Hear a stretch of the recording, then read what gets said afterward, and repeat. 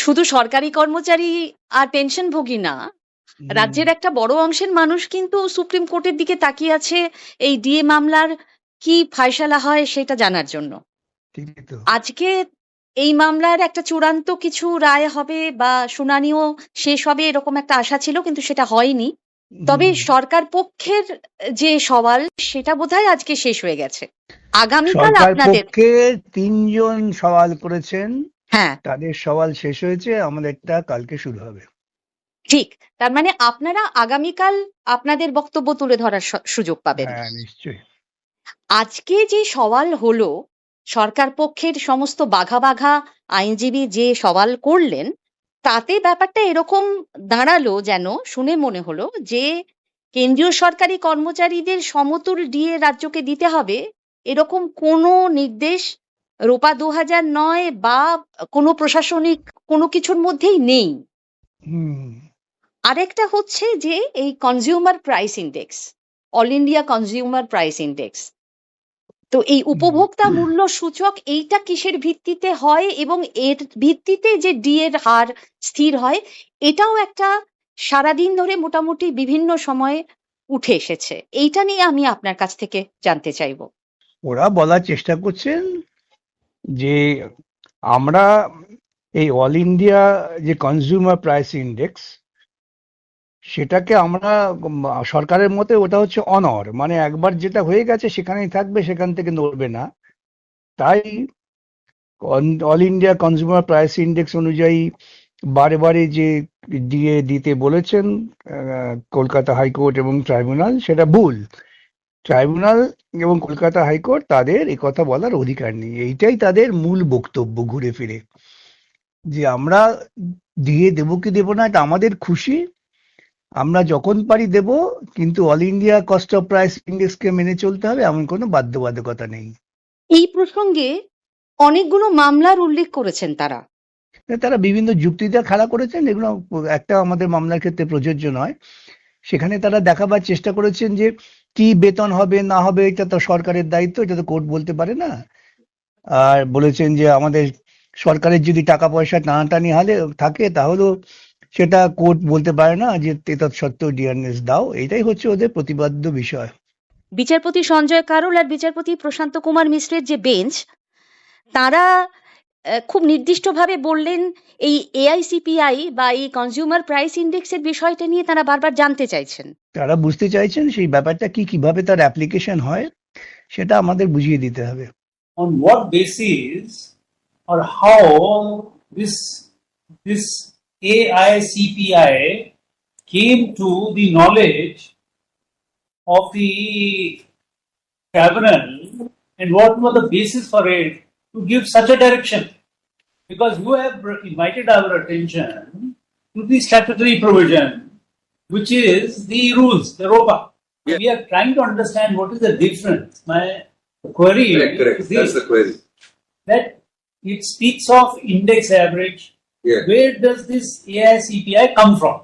বলা হলো এরকম যে কোনো ট্রাইব্যুনাল বা হাইকোর্ট বা সরকার বলতে পারে না রাজ্যকে যে তোমাকে এই হারেই দিয়ে দিতে হবে।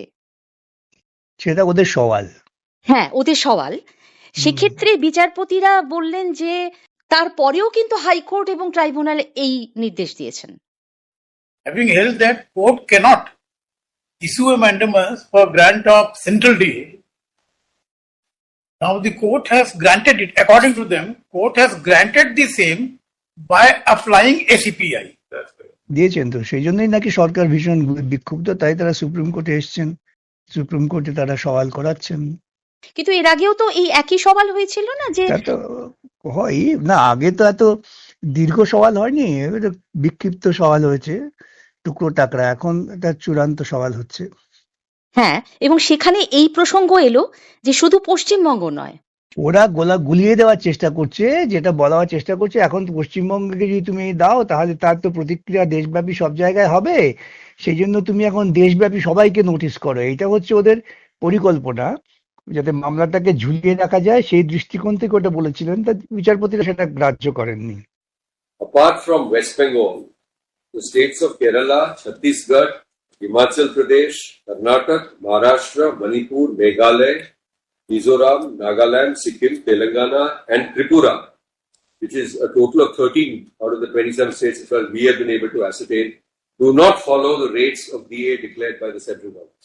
হ্যাঁ, সেটা গ্রাহ্য করেননি, কিন্তু কপিল সিবালকে দেখলাম একাধিকবার তিনি চেয়েছেন তার উদ্দেশ্য ছিল যে মামলাটাকে ঝুলিয়ে রাখো, সেই জন্যই তিনি এটা বলার চেষ্টা করেছেন।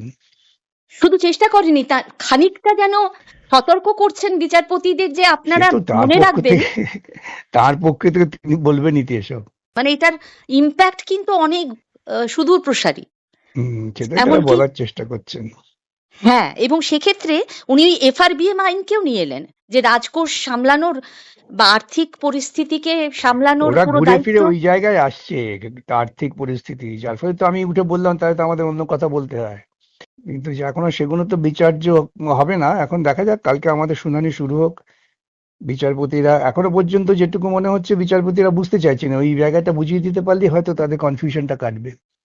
Your Lordship asked me a very important question. Why can't you give it? Now, how will I give it? I'll have to borrow money.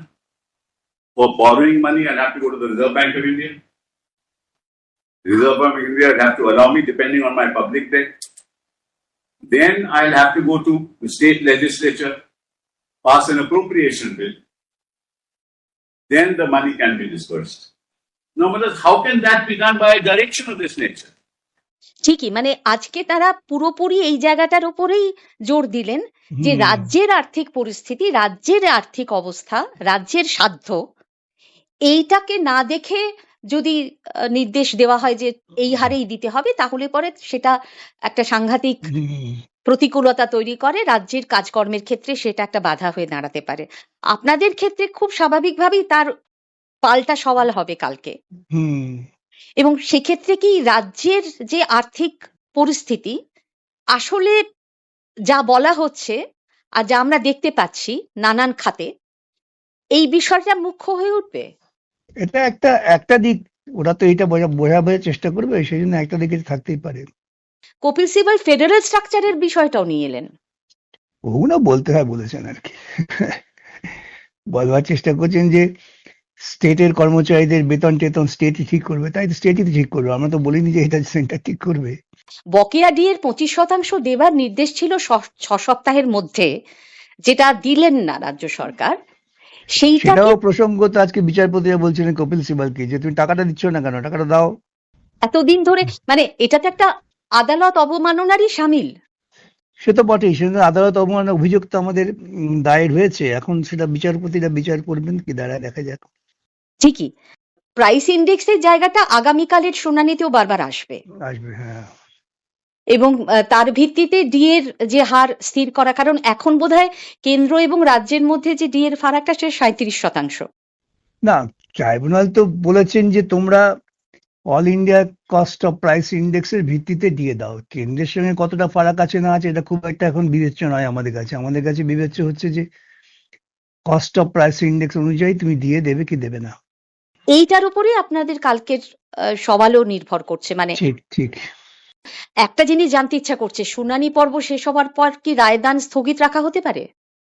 সেটা আমরা কি করে বলবো, স্থগিত থাকবে এটাই মনে হয়। ওদের তো ভাবনা চিন্তা করে রায় দিতে হবে, সঙ্গে সঙ্গে রায় কি দেবে না। তাহলে আমরা তাকিয়ে থাকবো আগামীকালের শুনানি পর্বের দিকে। আপনার অনেকটা সময় নিলাম, অনেক ধন্যবাদ আপনাকে, ভালো থাকবেন।